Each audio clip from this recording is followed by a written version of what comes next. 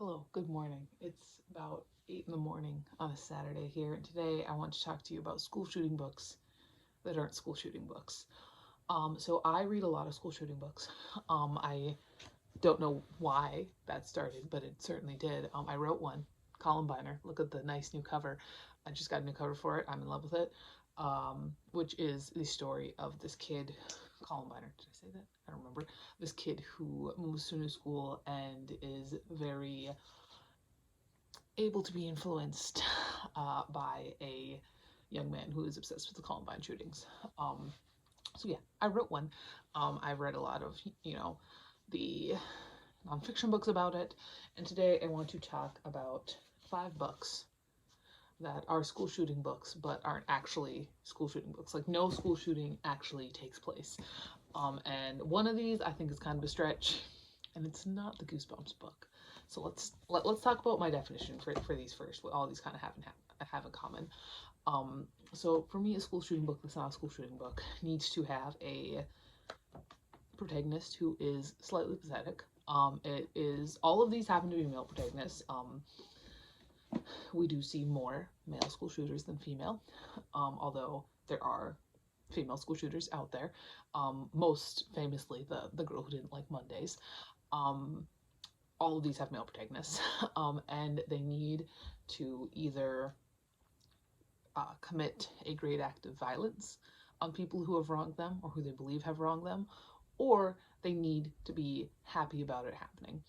They need to be very accepting of the fact that it's happening. And so the first one I'm going to talk about is a Goosebumps book. And if you're very familiar with Goosebumps, you probably know what I'm going to talk about. I'm going to talk about Calling All Creeps by R.L. Stine. This is the 50th Goosebumps book. It is about this boy, this preteen boy, 12-year-old boy, who is really quite put upon by everybody he knows, everybody at school. He works for the school newspaper, and the editor of the school newspaper is, quite frankly, a bitch to him and kicks him off. And so what he does is he writes her name and phone number in a payphone, forgetting words, in a payphone, and says, all creeps call her. This is horrifying thinking about this as an adult. But what happens is that these creatures, these creeps, end up calling her and then slowly taking over the entire population. And what really makes this a school shooting book, well, it's not technically a school shooting book, it's for children, is the ending. So if we go right here, they use the cookies to turn them into creeps, and Ricky, the main character, realizes this, and so what he does, I'm going to read the last page to you. Here, Tasha, have a cookie, I cried. I held the tray out to her and watched her take it. Have a cookie, free cookies, I shouted at the top of my lungs. Hands grabbed eagerly for the cookies. I moved quickly, happily around the gym, handing out cookies to every kid. Plenty for everyone, I shouted. That's right, they're free, and they're the best. Free cookies, that's it, everyone. Gobble them up, one for everyone, free cookies. I flashed my 4 friends a thumbs up, and I took a cookie for myself. Not bad, a little chewy, but very sweet. I gazed around the room. I gazed around the gym, watched everyone chewing up the free cookies. From now on, I told myself, things are going to be very different around here, and I can't wait. So we can form a metaphor with the cookies, and that's number 1. This next one is my weakest. I don't even want to know if I want to call this a recommendation video. My weakest connection, and that's One Rainy Night by Richard Lehman. So One Rainy Night, it's kind of racist. Well, it follows this town where there's a hate crime that is committed against a black student, and his grandfather does voodoo magic to make this black sludge fall on the town, and everybody who ends up getting covered in the black sludge becomes like evil, and all they want to do is like hurt and whatever they want to other people. If you get it washed off of you, you get better, but like if you have the sludge on you, you're going to want to hurt and kill and rape and plunder and all that fun stuff. What I want to point out here is there is a group of characters in here that is very, very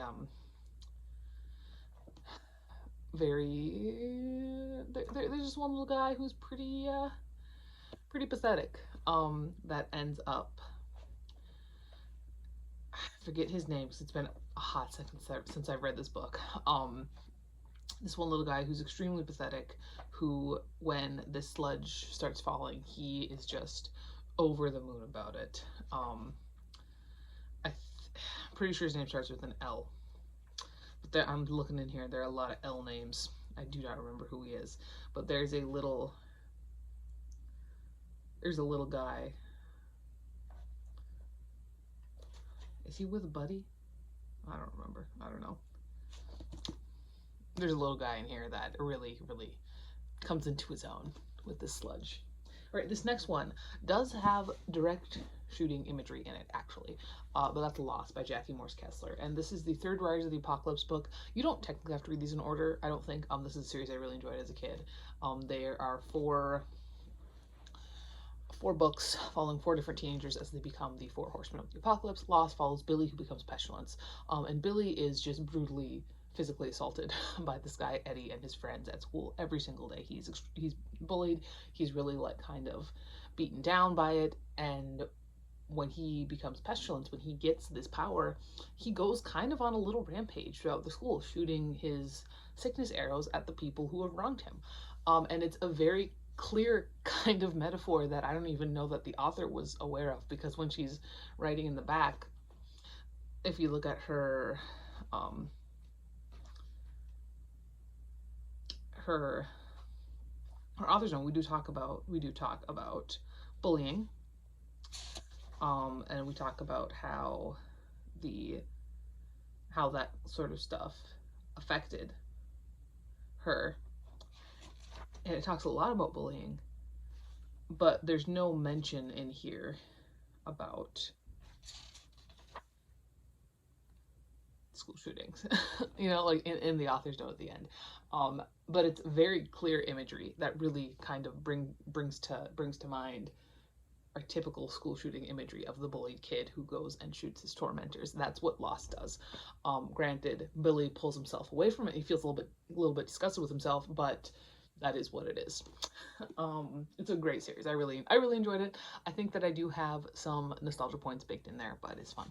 All right, this next one is the one that actually inspired this entire video. This is a Stephen Graham Jones novel that I just read this year. It is possibly my new favorite Stephen Graham Jones novel, and that's I Was a Teen Slasher by Stephen Graham Jones. Let's get this straight. Tolly does kill people. He does. It's not in a traditional sense. It's not in a traditional school shooting sense. This book follows Tolly, who gets like the slasher killer infection, where he ends up after he is after an incident at a party where he is nearly killed by some marching band people when they feed him peanuts, like strap him down and feed him peanuts. He slowly, like one by one, goes off and kills all the people who were there or who were involved in it. Again, like with Lost, it does have that vengeance sort of plotline to it, that we do see a lot prevailing in our in our mass shooter kind of mythos, in our school shooter mythos, that they're always these bullied kids that end up going off and shooting everybody. Tolly does kill people, as I said. He doesn't shoot them. He's a slasher. He's a little bit more creative with it.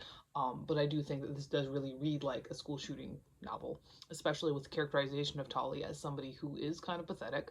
Again, that's kind of a requirement, is that they have to be kind of pathetic, and this has to be kind of their last straw situation. That's what it is. It's a last straw situation. It's a great book. I loved it. It definitely runs more chainsaw than Indians, but it's a good one. This last one kind of feels like it's a break from the mold that we've been talking about with like the pathetic character, and they're on their last straw. This is a character that revels in violence constantly, and I think that this is more of what we really see with the actual psychology behind a lot of mass shootings, is somebody who just kind of wants to hurt people. This doesn't quite fit in with the rest of them. I honestly think that One Lonely Night might fit in, not One Lonely, One Rainy Night might fit in better with this whole idea than this book does. But I do want to briefly talk about A Clockwork Orange, because if we are going to talk about damaged youth hurting people, we can't not talk about A Clockwork Orange. A Clockwork Orange is different in the fact that Our main character, that Alex, is extremely on the top of his game during most of this novel. Not most, an amount of this novel. He's not really pathetic until he's actually challenged by authority, by the police, by figures like that. Um, I did want to mention it though, because when we talk about violence and youth in literature, A Clockwork Orange is kind of like our bedrock at this point. So I did want to mention it. It's a great book. You will get more out of it every time you read it, because you will pick up more of the slang and stuff like that. Because it is written entirely in this fucking made up thing. But again, most copies of it do have a glossary in the back. I wouldn't necessarily look back at the glossary unless you really have no idea what he's talking about. If you keep reading it and you read it over and over again, you will end up being able to just read it like that at some point. So there's that. This is my little idea of school shooting books that aren't actually school shooting books. I think that the school shooting book is very popular. I think it's a bit less popular than it was. I think that especially right after Columbine, we had a big rash of them in the 2000s, early 2010s. They're less popular now. Um, I think that they're hard to get right because I think a lot of people do fall into the bullied kid takes revenge trap. And while that is also what I was talking about here, I think that works better in metaphor than it does in actual literal school shooting book. You know, I don't know. That's everything. I'll talk to you later. Goodbye.